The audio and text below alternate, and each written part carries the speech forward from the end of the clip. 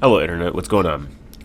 I'm here to talk about something that is relatively bothering me in the Linux space. Not even just the Linux space, but the encryption space, the computer space, the data space, whatever you want to call it. But the online space, nonetheless.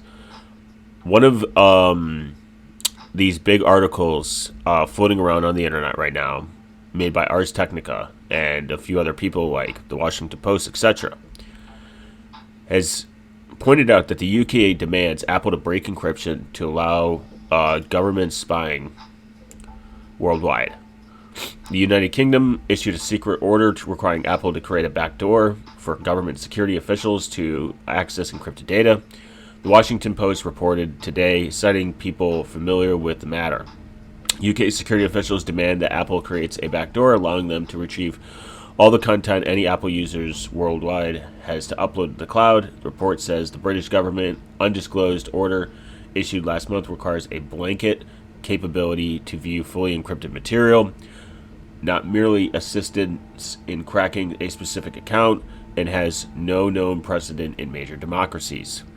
Apple and many privacy advocates have pretty much repeatedly criticized the government demands for backdoors in encrypted systems, saying they would harm security and privacy for all users, which I agree with. Backdoors developed for government use would inevitably be exploited by criminals, hackers, and other governments. Security experts have made this point. I do agree with them on that. You can't make a backdoor and make it only exploitable for you. An exploit is an exploit. It is agnostic. Apple opposed the UK's snooping powers, based of them actually. They might have other reasons. I still don't trust Apple on a lot of things, and I think that I don't think that they're necessarily any more private than anyone else. You're just trusting Apple with your data, but I'm glad that they took this stance. It's very based of them, very cool. But now to pivot and have another discussion. This is why you should also encrypt your data yourself. Find a well-vetted, known encryption algorithm, encrypt your data, and upload it to the cloud if you want. Cryptomator is fucking free, I think. Yeah, Cryptomator is free. Is in freedom and open source. I believe they do have a price donation where lifetime license for $20. That is crazy. And if you do not trust Apple's encryption, you can get it on iOS. You can get a pay $20. Works with iCloud Drive, Dropbox, Google Drive, OneDrive, pCloud, Box, WebDAV, and S-Base cloud storage. Fully integrated into the File app, unlock vaults with Face ID and Touch, no accounts, no data shared. Same thing with across the board. This is why you should encrypt it yourself. Can I avoid big tech? Pearson, yeah, blah, blah, blah. They have some frequently asked questions. And the good thing is, then you don't have to trust Apple. You don't have to trust big tech. You encrypted it yourself.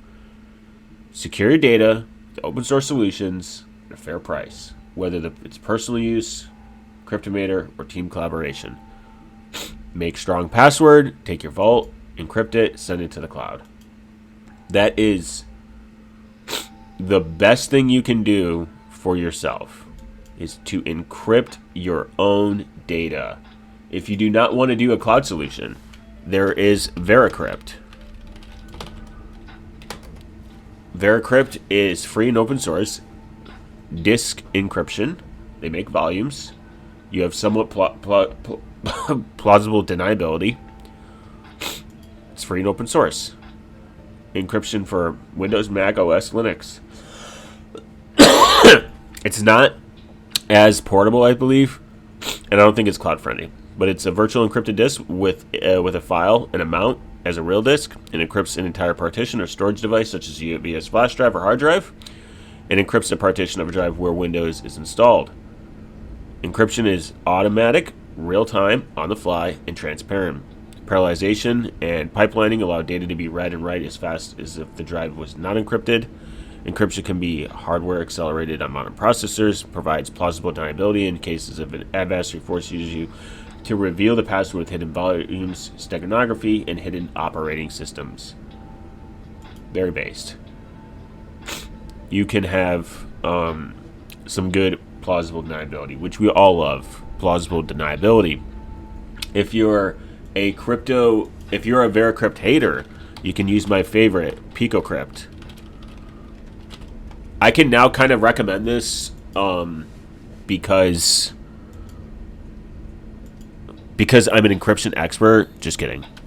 I can actually recommend this because before they did not have a security audit, and it kind of sucked.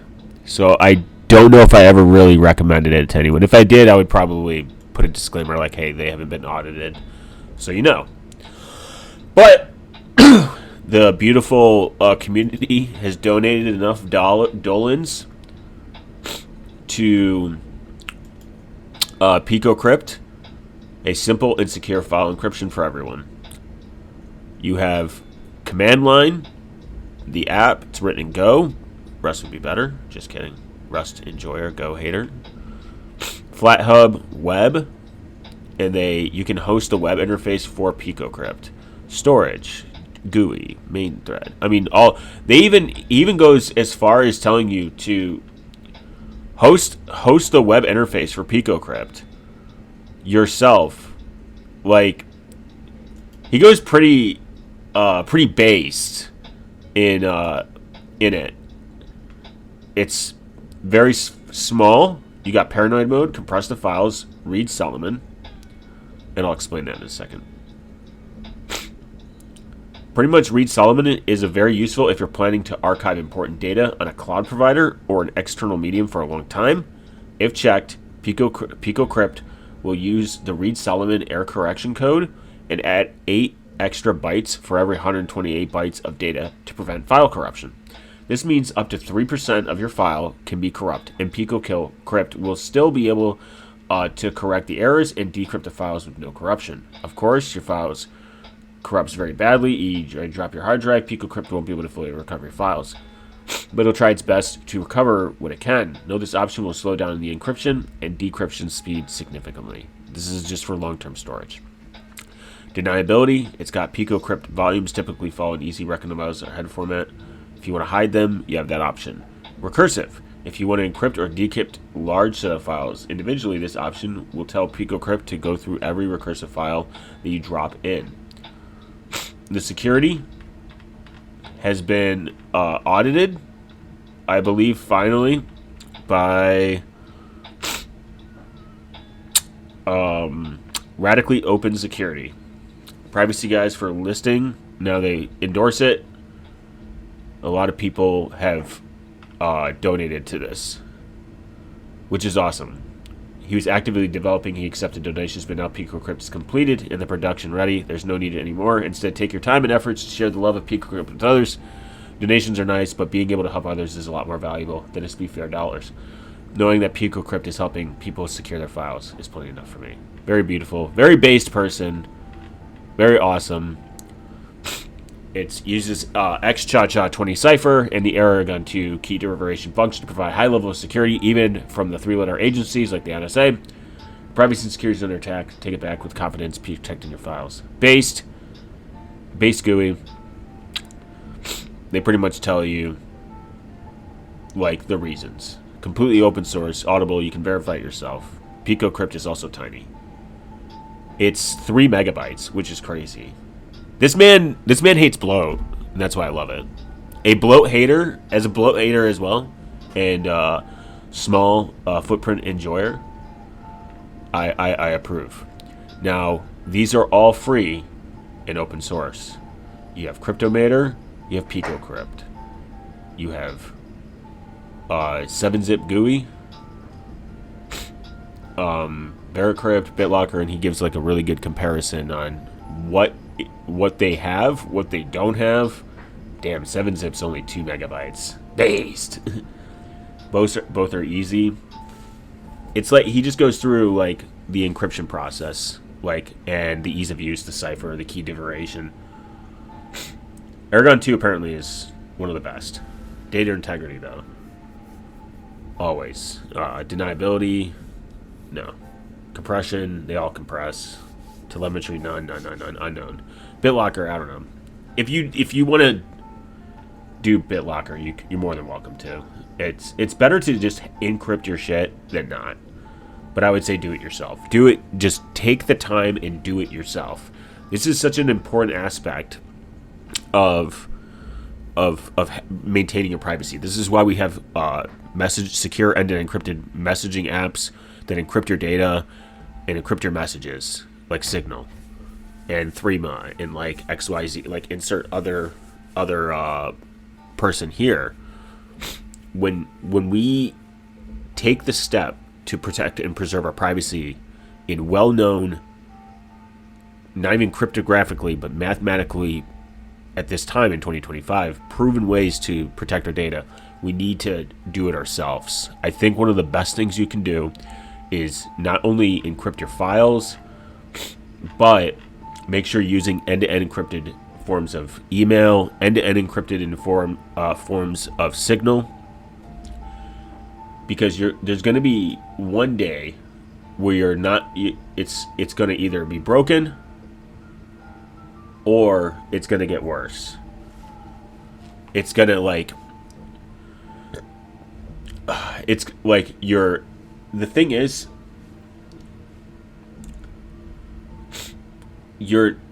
it's not about as much as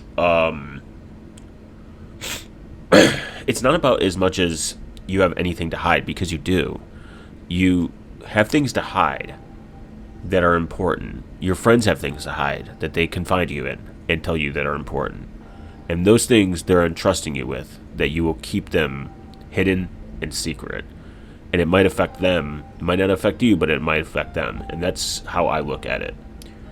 If I had the ability to make sure that I'm safeguarding my the other person's secrets in a safe, secure manner as possible, I think that it is our duty to do that.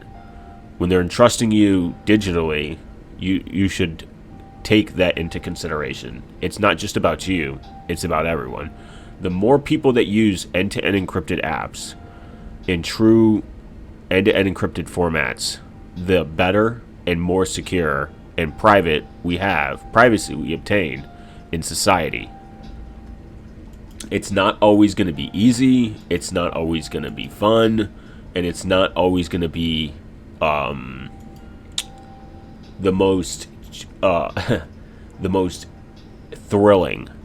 I want life to be so boring in the hacker space and the cybersecurity space that I run out of shit to talk about, that it gets that good, that people are starting to use password managers, they're starting to use Signal, they're starting to not trust these big tech companies that just want your data and they want it to sell it. They don't use it for analytics, they don't use it to make their user experience just better.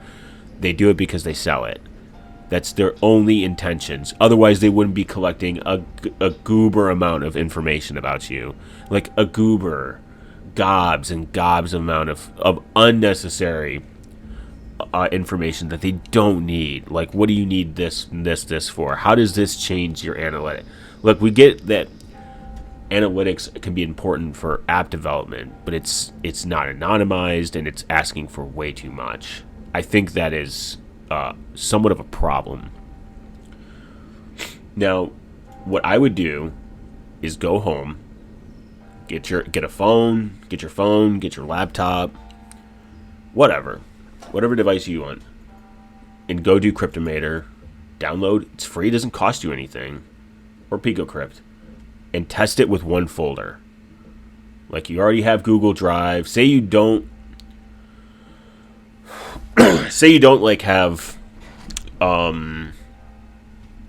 like Proton or Tutanota as your storage, or Mega, and all these cloud providers are like, hey, we do the encryption for you. Why trust them? Get a Cryptomator, do one file, and encrypt all your data locally with the client-side encryption, Access files securely using a vault password. Keep your files safe, regardless of storage location. Boom. Just do a very simple test. Now I will give some options out there. There is a company called Trezorit. Apparently, it's end-to-end encrypted. It's secure file exchange, collaboration made easy. It's one of them out there. This is what they say. It's secure cloud, store, sync, and share, e-sign, documents, whatever, treasure, email encryption, share confidential information. You can just do PGP key yourself. You don't really need to. I've heard pretty good information about them. Their plan is relatively inexpensive. And then I think there's Mega. They say they do what do you call it? They say they encrypt it. I mean, you got so many options. You got pCloud, it's secure, it's proprietary. You could just do Nextcloud if you want to be based. If you want to be based, you should do Nextcloud and just host it yourself in your house. Get an NAS.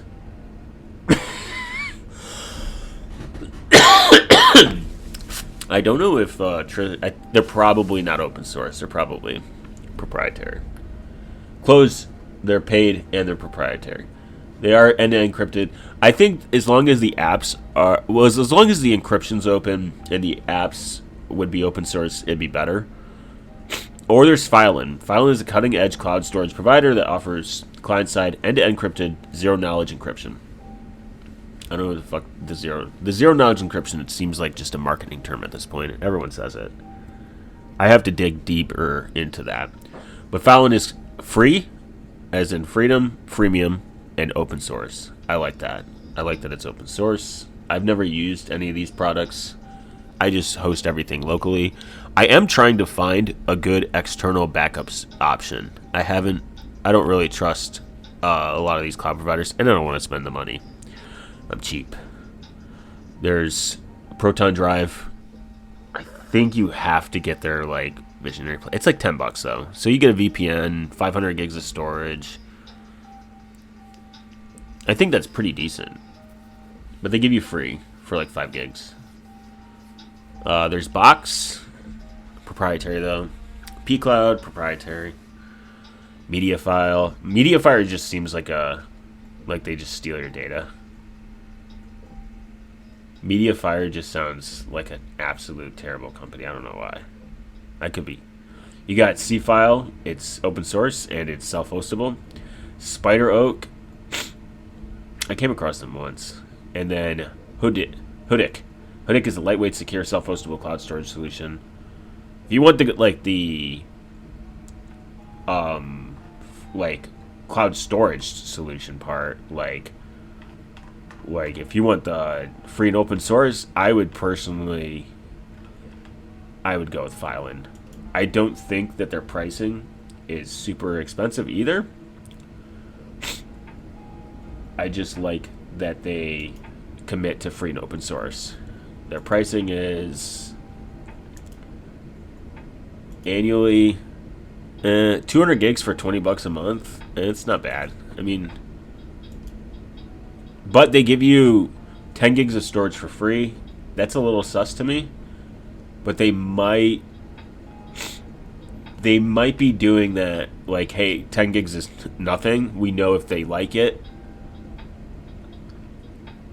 You know what I'm saying? You could do a lifetime starter lifetime for $30, and you get 100 gigs, zero knowledge technology, syncing, network drive. I mean, $30 for a lifetime. That's not bad. The max you can get though is 100 gigs. $30 though. If you just want 100 gigs of I think I'm reading that. Yeah. If you just want 100 gigs, lifetime, that's not bad. It gives you like pretty much everything. They have starter free, starter annually, and starter lifetime. The only problem with lifetime is, what if these companies go out? I mean, free and open source kind of helps that a little bit. But, like, it's, I don't know. That doesn't mean they can't close source it and make it impossible to... But their lifetime plans... I like when companies do lifetime plans. I just get nervous. Look what happened to Adobe. They offer various lifetime plans, no subscription fees, and provides unlimited usage. It's very nice. What happens if I run out of storage space? Why do you guys offer free? Nothing's free. You are the product. I'm just a little skeptical. They are free and open source though, which is something that kind of... The secure chat though, I don't like that. Notes is fine. Yeah, I don't know. I think this is something to... I think it's something to think about. Like, put in your notes. They have a GitHub page, very based, zero knowledge end-to-end encryption. It's free and open source. I think there's another one. There's called something Ente. That's for really pictures. Ente. Yeah, Ente. I think this guy also did something interesting. Like he had, I saw like an interview. They give you 5 gigs free. Again, I don't understand the free part. It's like nothing is free, but honestly, two terabytes for $20 a month. That's pretty solid. That's why I'm a little sussed out on the. I'm a little sussy on the lifetime plans. When companies offer it, I'm afraid they're just going to go out of business or something. Most businesses fail, I think. Yeah. Apparently, Ente is completely open source, including the servers, the same code we use for our own server. So apparently you can self-host Ente. Wow, based of them, actually. Very based. And you can... Nice. Wow.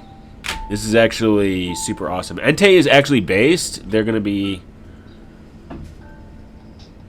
considered the most based. Apparently you can self-host Ente. Oh, that's awesome. I love when companies allow you to do this. Because this whole argument... This is going to be a rant, but...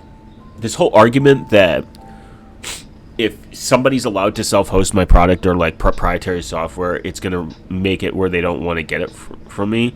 It's a bunch of bullshit. You can fix a lot of stuff yourself, but we still call professionals all the time. We still don't want to go through the headache. That's all it is.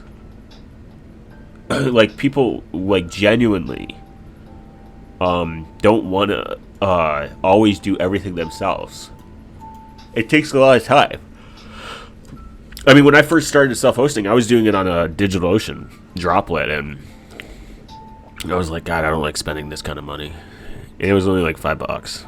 And I had like a couple referrals, like where it was like free for like I pretty much had like 6 months of referrals, so I had thinking.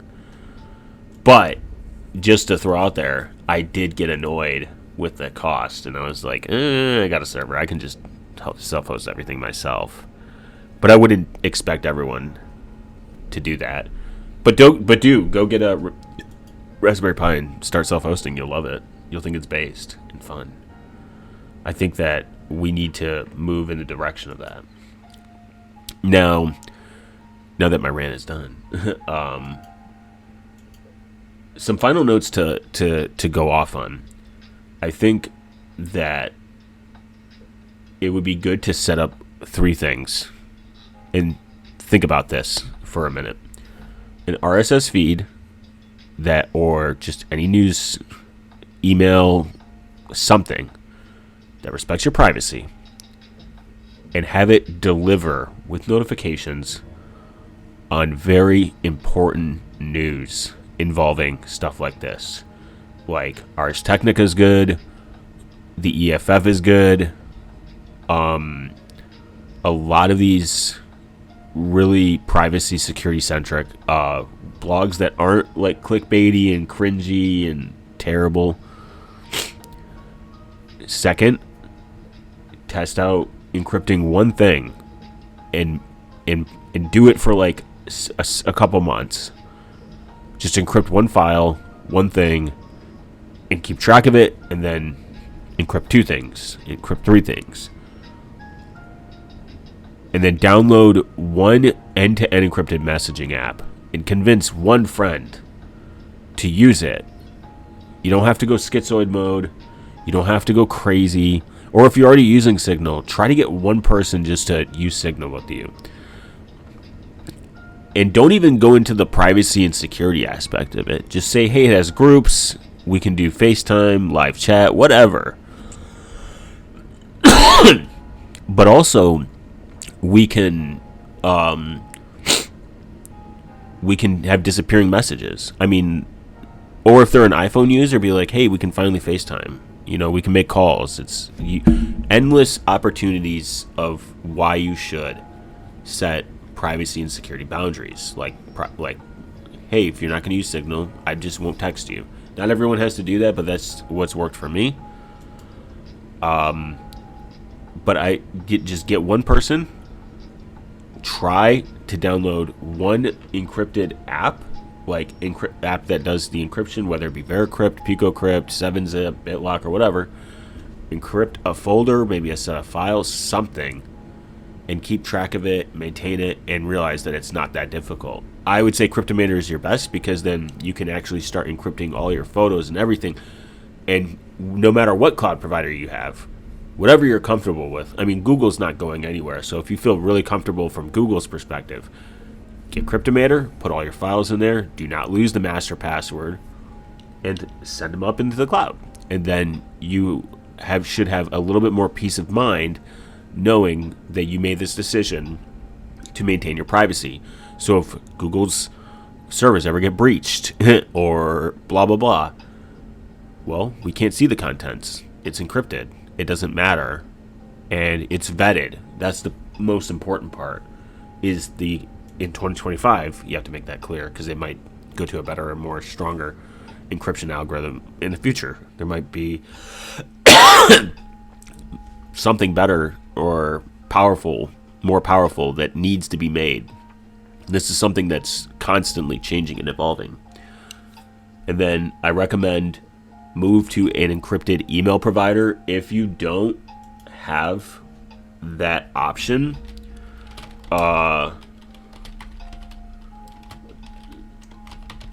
there's a way that you can do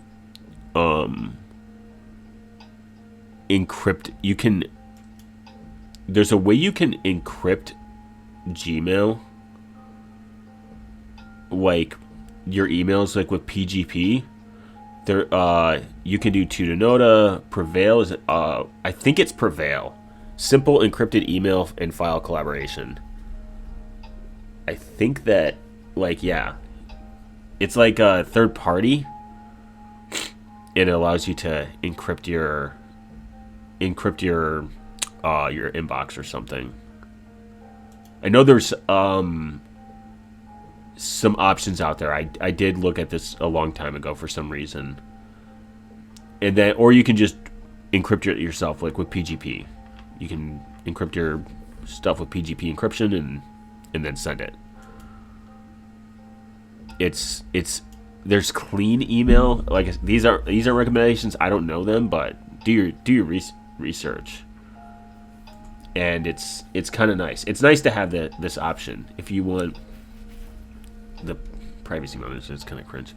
Like, there's some stuff on there I wouldn't recommend, but if you want, you can do PGP encryption, encrypt it yourself with your PGP keys.